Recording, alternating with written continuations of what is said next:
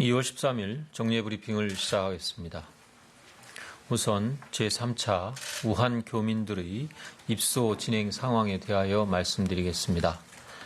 어제 임시항공편을 통해 김포공항을 통해 도착한 147명 중 국내 검역 과정에서 발열, 기침 등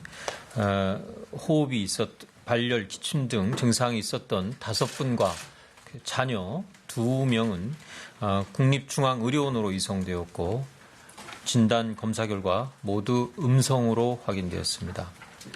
특히 아동을 동반한 가족의 위험성을 감안해서 이분들부터 최우선적으로 검사를 실시하였고 모두 음성으로 나타났습니다.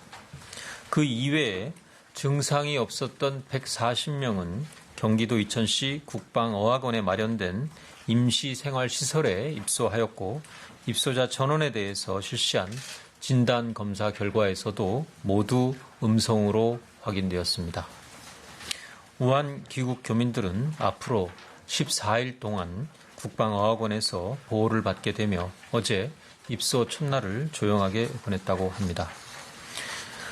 교민들은 1인 1실을 기본 원칙으로 생활하게 되고 방역관리를 철저히 하면서 증상이 발생하면 즉시 음압 차량을 이용하여 격리병원으로 이송 검사를 받게 될 것입니다.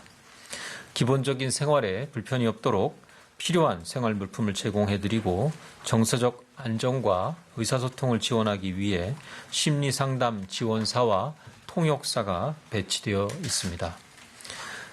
3차로 귀국하신 분들도 안전하게 생활하시고 모두 건강하게 퇴소할 수 있도록 정부는 최대한 노력을 기울이도록 하겠습니다.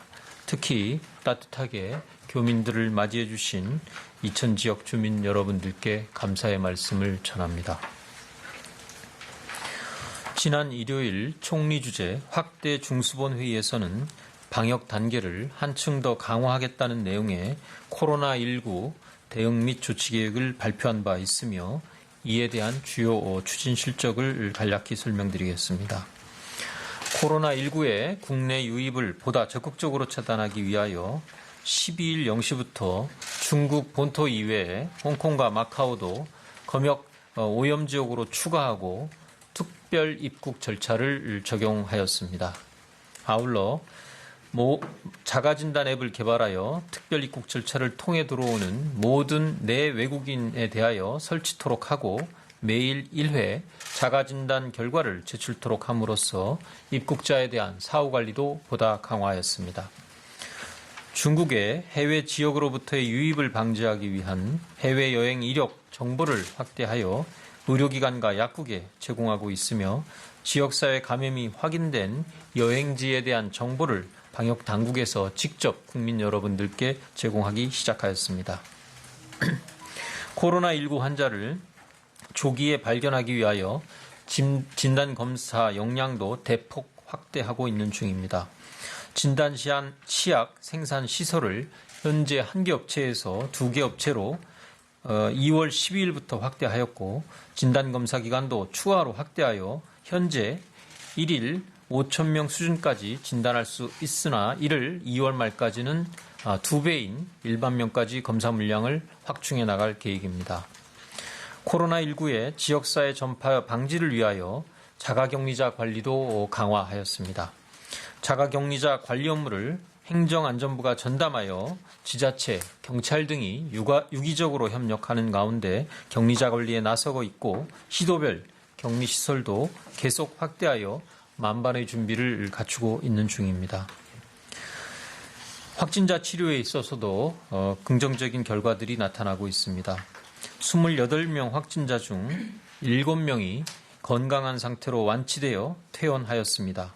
다른 분들도 현재 모두 상태가 양호하여 앞으로도 큰 문제 없이 완치될 수 있으리라 기대하고 있습니다.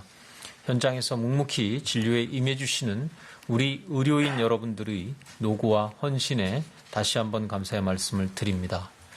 정부는 의료인들이 코로나19 진료에 전념할 수 있도록 의료기관의 손실에 대해서 보상을 실시할 계획이며 현재 손실보상 규모에 대한 파악에 착수하고 있으며 조만간 구체적 보상 기준을 심의하고 결정하게 될 심의위원회 구성에도 이미 착수하였습니다.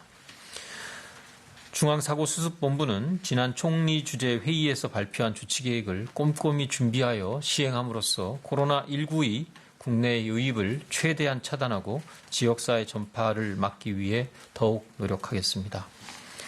코로나19 중앙임상 TF는 오늘 진료 권고안의 성격인 코로나19 진료 원칙 합의안을 발표하게 됩니다. 세부적인 발표 내용은 별도의 보도자료를 참고하여 주시기 바랍니다. 코로나19 중앙임상 TF는 현재까지의 임상자료를 종합하여 코로나19 환자의 임상 특성을 판단할 때 젊고 건강한 경우 특별한 치료가 없어도 저절로 좋아지는 경우가 많다는 점을 확인하였고, 고령이거나 기저질환이 있을 경우 적극적으로 항바이러스제를 사용할 필요가 있으나 현재 치료 중인 환자들은 모두 양호하게 치료 중이라는 점을 설명하고 있습니다. 이에 따라 국민들도 개인 위생 관리를 철저히 하는 등 충분한 주의를 기울이시되 과도한 공포감을 가질 필요가 없다고 TF는 강조하고 있습니다. 마스크의 수급을 안정화시키기 위한 노력도 계속되고 있습니다. 어제부터 마스크에 대한 긴급 수급 조정 조치가 발동되어 생산부터 유통 전반적인 과정에 대한 통제를 시작하였습니다. 마스크 생산량도 1일 1,000만 개를 어제는 넘겼습니다. 앞으로 수급 안정에 상당한 도움이 될 것으로 기대합니다. 한편 어제 식의학처와 대한의사협회, 질병관리본부 등은 마스크 사용에 있어서 올바른 착용법이 가장 중요하며 혼잡하지 않은 야외나 개별 공간에서는 마스크 착용이 불필요하다고 발표한 점도 참고해 주시기 바랍니다. 정부는 국민들께서 안심하실 수 있도록 범정부적인 모든 노력을 다해 방역 체계를 강화하며 코로나19의 국내 유입과 지역 확산을 차단해 나가겠습니다.